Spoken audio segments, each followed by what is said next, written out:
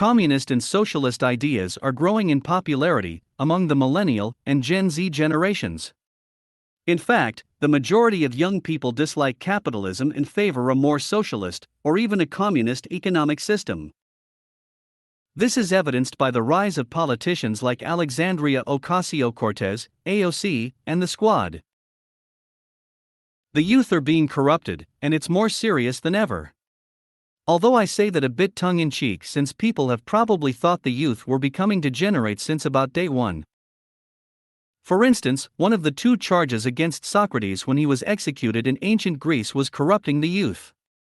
Older people always think the youth are foolish, ignorant, lazy, crazy, and generally taking the world to hell in a handbasket. And of course, many of their charges are, and always have been, true.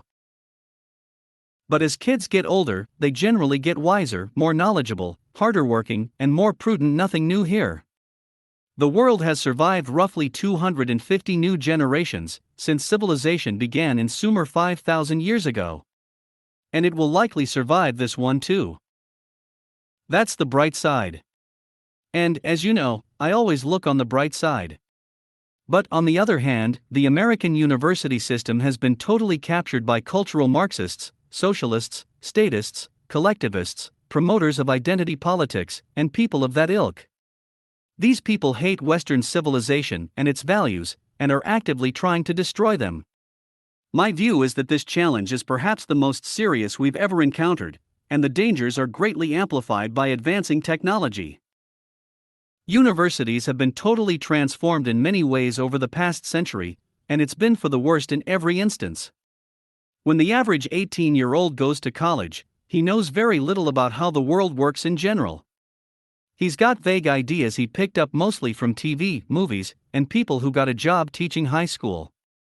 They know basically nothing about economics, government, or history. Worse, what they think they know is mostly wrong. That makes them easy prey for professors with totally bent views to indoctrinate them. It's not so much that they're taught inaccurate facts. There are plenty of factoids, artificial facts, of course, like the war between the states, which shouldn't be called the Civil War, was mainly fought to free the slaves. Or that Keynesian economics is correct. Or that the US is a democracy ruled by we the people. And many, many more. But that's just part of the problem. It's not just the factoids they're taught. It's the way the schools interpret actual facts, and the kind of meaning they infuse into events. The why of events is twisted, and concepts of good and evil are perverted. The education system has been almost completely captured by Marxists and other leftists. They're in a position to indoctrinate the youth, and they use that power to the maximum. Once a kid's thoughts are bent much the way a tree can be bent as a sapling in one direction or another, it's very hard to straighten them out. Of course, that leads to the question of whether the youth should be directed one way or another in the first place. Which values are right or wrong? I certainly have views on that subject, but this isn't the place to go into them beyond saying that basic values are too important to be left to random government employees. The real problem, however, is that today's education does not teach critical thinking. Rather, just the opposite is true. Students are taught blind acceptance of what's currently considered politically correct. Instead of questioning authority in a peaceful and rational manner, which is what Socrates did, the current idea is to prevent any divergent views from even being discussed. The professors are basically all socialists, and the kids tend to believe what they're taught.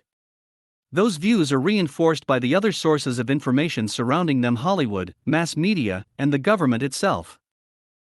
Destructive ideas usually start with intellectuals. Intellectuals typically despise business, commerce, and production, and they envy the money the capitalists have.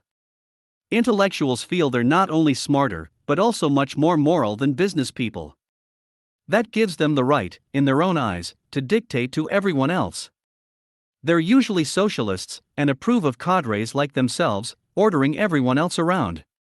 Intellectuals naturally gravitate to the universities, where they're paid to hang out with each other, be lionized by kids, and hatch goofy ideas. This has always been the case. But it's become a much bigger problem than in the past, partly because a much much higher percentage of kids go to college now than ever before. Even in the recent past, at most 5 or 10% of kids went to college. These days, almost everybody goes, and a much higher proportion of the youth are being infected with leftist memes than ever before. Some kids will grow out of it and realize that most of what they've paid an exorbitant amount of money to learn is nonsense. But most will reflexively defend what they were taught in the cocoon. And I'm afraid those people now make up a big chunk of the US population.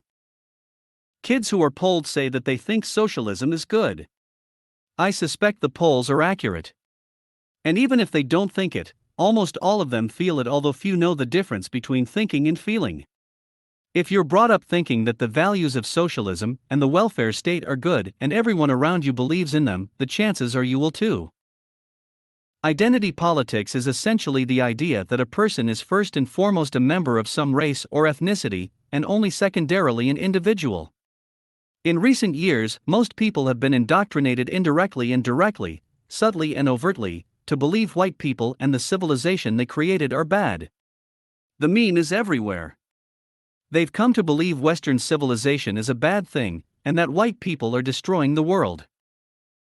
Even if they don't want to believe it because the concept is so stupid and so utterly counterfactual, they end up accepting it just because they've heard it over and over. Propaganda works. Memes that originated with intellectuals in universities have thoroughly infiltrated the mass media and the entertainment industry. It's perverse how today's thought leaders overwhelmingly think the same thing. There's been no defense at all. Forget about a counterattack from so-called capitalists and business leaders. All they're interested in is making money. In fact, they not only accept the ideas, but contribute money to the causes of their enemies, idiotically thinking that virtue signaling will placate them. It's an unfortunate fact that business people, especially the suits managing large corporations, don't really care how they make money. They tend to be completely amoral or immoral Philistines and political hacks. They look like hypocrites and are, correctly, held in contempt by the intellectuals. The corporate types are happy to work with and for their counterparts in government, which is exactly what the fascism of Mussolini advocated. They self-righteously make charitable contributions to universities and NGOs, subsidizing the source of the poison. There's almost no defense of the ideas that brought us Western civilization, which is responsible for just about everything that's good in the world. I'm not kidding when I make that assertion. With the exception of a few anomalies like Taoism, martial arts, yoga, and Oriental cooking, East minus West equals 0. Without it, the whole world would resemble Africa, Cambodia, or Mongolia, not even today, but 200 years ago. Ideas like individualism, freedom of thought, freedom of speech, science, rationality, and capitalism are products of Western civilization. These concepts no longer have any defenders anywhere. They're under attack everywhere. I'm bearish, especially for the near term, since actual Jacobins are in charge in Washington. How can the markets be healthy when what passes for a ruling class in the West actually hate themselves and middle class is collapsing economically and psychologically? When political entrepreneurship is valued more than making money through production, when the currency is being actively destroyed to prop up what has become a very corrupt political system. In fact, the economy and the markets are the least of our problems. The very foundation of civilization itself is under attack. The widespread acceptance of destructive statist and collectivist ideas is serious. The consequences will be the same here as they were in Russia under the Soviets, in Germany under the Nazis, and in China under Mao. The situation may be even more serious, since the idea of Western civilization itself is under serious attack in the US, which has been the bulwark for the last century. So, excuse my bearishness, but I think it's warranted. Unfortunately, there's little any individual can practically do to change the course of these trends in motion. The coming economic and political crisis is going to be much worse, much longer, and very different than what we've seen in the past.